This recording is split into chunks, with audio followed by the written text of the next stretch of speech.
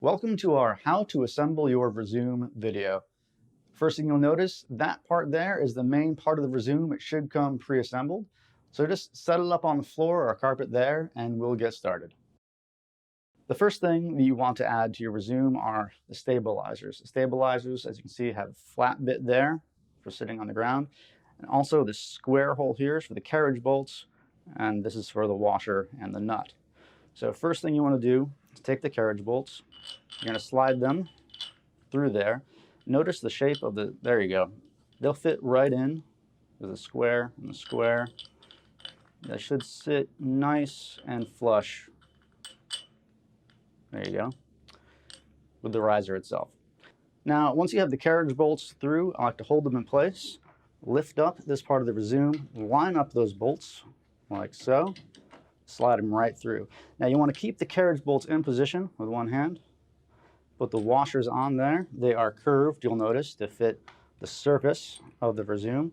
Then simply hand tighten these bolts at first, and then take the included wrench, or if you have a ratchet, take that and tighten them like that. Once you have prepared the next one, the same process, you lift this up, slide those through there, keep them in place with your fingers. This isn't very heavy, so don't worry, you won't pinch yourself. Put the washers on like the previous ones, and the same exact process. Hand tighten the bolts and use your favorite tools to tighten them even further. Now the pedals are marked. As you can see, faintly there was an R for right, it's an R for right, and an R for right. Now these, quite simply, you attach like this. You're going to take a wrench or your fingers at first, and this part here is what you're actually going to tighten. And once you've got that in there and biting, you use a wrench to go around the other side of the wrench. Use that to tighten all the way around until it's nice and flush. It is important to note on the left pedal that this bolt here is reverse threaded. So instead of turning it right to tighten it, you'll need to turn it left to tighten it. It's designed this way so that the use of the VirZOOM won't just cause this to fall off. The next part to take care of is the seat itself. So we're going to flip it upside down like so. Take the seat post itself, set it so the bolts go through those three holes. And then very simply, just take the washers one by one, take a nut, hand tighten them as much as you can, and take your favorite set of tools and tighten them all the way. Do that all the way around, and then you've got yourself a seat. The next part is to take the seat post here and slide it right into there. The next step here is to line up this post here with the holes. There we go. Find one for the right seat height. Make sure it bites correctly. There you go. And just tighten this with your hands as far as it will go, just to make sure that your seat stays nice and sturdy the entire time.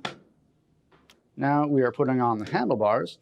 Note these two wires, make sure they don't get caught anywhere. You'll need those in a moment. Once you have these settled on here, you're going to take one of these here washers and set it up, and then take one of these bolts, drop it right through the center. Once you have both of these set up, so they're just biting a little bit, get that set up, take the included hex wrench and screwdriver, and use that to tighten these into place. The last step is to take the included head unit, which has three wires coming out of it. They're important because they link up with these. You're going to take that. Let's get under here if we can, actually. You're going to pull this as such, and just squeeze it around there. There you go. And once you've got it where you want it, you'll take a screwdriver, and you'll tighten this screw right into there. In fact, you can see you can do most of it with your hands, and there is an included screwdriver.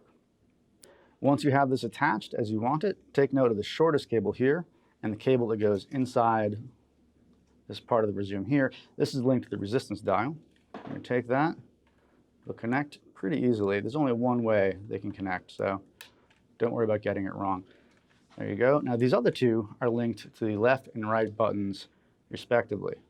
Now don't worry, if you get this wrong, you'll know very quickly, and you can reverse it pretty simply. There we go, like that. And where's the other one? Like so. Boom. Easy peasy. And that's how you put together your VirZOOM. Let's take a look at the finished product. And that's it. If you follow these instructions, your VirZOOM should now be fully assembled. Make sure all the connections are tight before you get on the VirZOOM, and have a good time.